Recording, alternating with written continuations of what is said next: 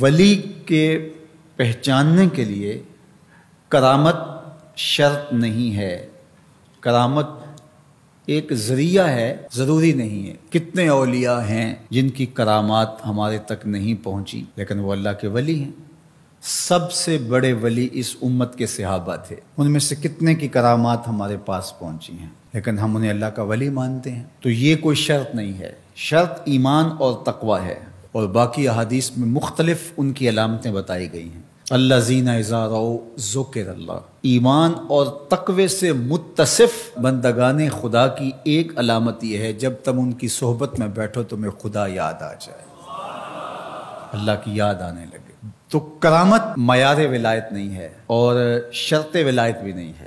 تھوک کے حساب سے مارکیٹ میں بہت سارے لوگوں کی جعلی کرامات موجود ہیں، تو اولیاء کے لیے ہم عقیدت اور محبت کے جذبات رکھتے ہیں تو پھر مارکیٹ میں 2 نمبر بھی اس کا آئے گا۔ اور ہمیں پتہ ہے غذائی اجناس سے لے کر کے ادویات تک اور دیگر ضروریات زندگی تک کہ اصل کیا ہے اور نقل کیا ہے، تو ہمیں اس میں بھی غور و فکر کرنا چاہیے کہ اصل کیا ہے اور نقل کیا ہے، نہ یہ کہ ہم چند بدطینت لوگوں کی وجہ سے حقیقت کا انکار کر دیں۔ تو آج بھی کچھ لوگ ہیں جو کہتے ہیں جی چھوڑو، ہم نہیں مانتے کرامتوں شرامتوں کو، اس طرح کے لفظ بولتے ہیں، جبکہ کرامت کا من حیث الکرامت انکار کفر ہے۔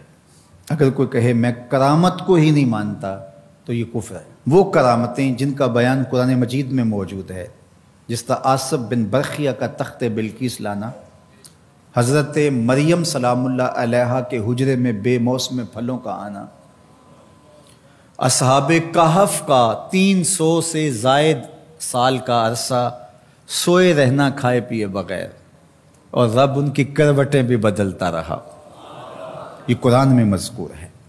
تو اس کا انکار بھی کفر ہے، قرآن کا انکار لازم آتا ہے۔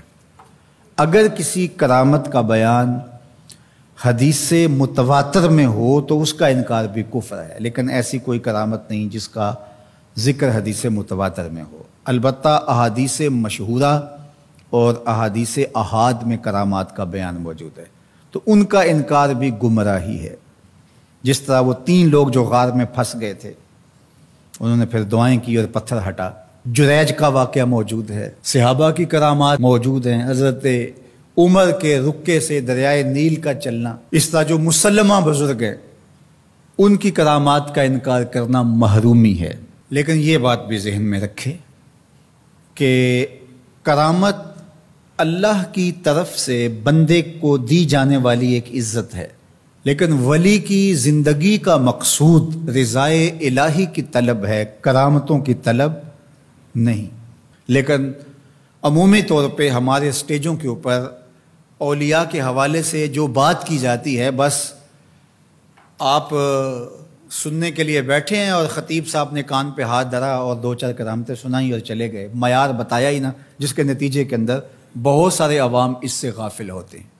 میں اللہ کا شکر ادا کرتا ہوں کہ ہم نے ہمیشہ اس بات کا التزام کیا ہے کہ لوگوں کے سامنے پوری تصویر رکھیں، کیونکہ مجھے اس بات کا احساس ہے کہ آپ لوگ کتنی محنت کر کے کہاں کہاں سے چل کے آتے ہیں، پورے پاکستان میں بلکہ پوری دنیا میں ہم جہاں گئے ہیں، ہمارے سامنے جو لوگ آ کے بیٹھتے ہیں زیادہ تر طبقہ باشعور لوگوں کا ہوتا ہے، تو پھر ہماری ذمہ داریاں اور زیادہ بڑھ جاتی ہیں کہ ہم جو ہے وہ ان کے سامنے وہ بات کریں جو بات کرنی چاہیے۔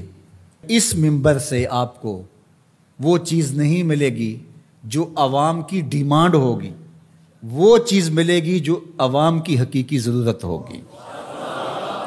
اس پر میں بھی اللہ کا شکر ادا کرتا ہوں، اس پر آپ کو بھی اللہ کا شکر ادا کرنا چاہیے، اور نہ یہ کہ کچھ 2 نمبر لوگوں کے رد عمل میں ہم حقیقت کا انکار کر دیں جس طرح معتزلہ کر رہے ہیں، اور ایک طبقہ وہ ہے جو رتب و یابس کو قبول کر رہا ہے، اور آپ نے ایسے شخص، ایسے لوگ کہ جو اچھے انسان بھی نہیں ہیں، لوگوں کو دیکھا ہے کہ ان کو ولی مان رہے ہیں اور ان سے اپنی حاجتیں طلب کر رہے ہیں، ان کو ہادی مان رہے ہیں، مرشد مان رہے ہیں۔ وہ شخص جو خود آشنا بھی نہیں ہے وہ تمہیں منزل آشنا کیسے کرے گا؟ میں کتنے لوگوں کو جانتا ہوں جن کو فہم دین ہی میسر نہیں ہے. یہ میں ان لوگوں کی بات نہیں کر رہا جو منہ دراز ہیں اور بالکل ننگ دھڑنگ ہیں، ان کی بات نہیں کر رہا. جو بظاہر حلیے میں بھی ہیں ان کا فہم دینی ناقص ہے. کتنے ایسے علماء کو جانتا ہوں ان کی توحید کا تصور ناقص ہے. تو یہ بدبختی ہوتی ہے. اب وہ کیا کسی کی رہنمائی کریں گے؟ جو خود ڈوب رہا ہے وہ کسی کا ہاتھ کیسے پکڑے گا؟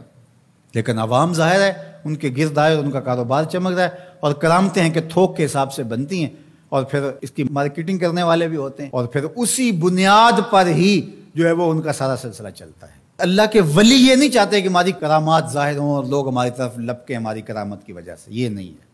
الکرامات حیض الرجال، جس طرح عورتیں ایام مخصوصہ کو چھپاتی ہیں، اللہ کے ولی بھی چھپاتے ہیں. وہ نہیں چاہتے کہ ہم اس حوالے سے جو ہے وہ پہچانے جائیں. باقی دور موجود کے اندر کسی صالح متقی شخص کی کوئی ایسی بات سامنے آئے تو شریعت کے میزان پہ پرکھا جائے. اگر وہ شریعت سے متصادم نہیں ہے تو مان لینے میں کوئی حرج نہیں ہے. لیکن اگر کسی کی سمجھ میں نہیں بھی آتا تو فرق نہیں پڑتا. لیکن کسی ولی سے کوئی دشمنی نہ رکھے. جو کسی ولی سے دشمنی رکھے تو اللہ فرماتا اس کا میرے ساتھ اعلان جنگ ہے، تو وہ پھر شخص محروم کر دیا جاتا ہے.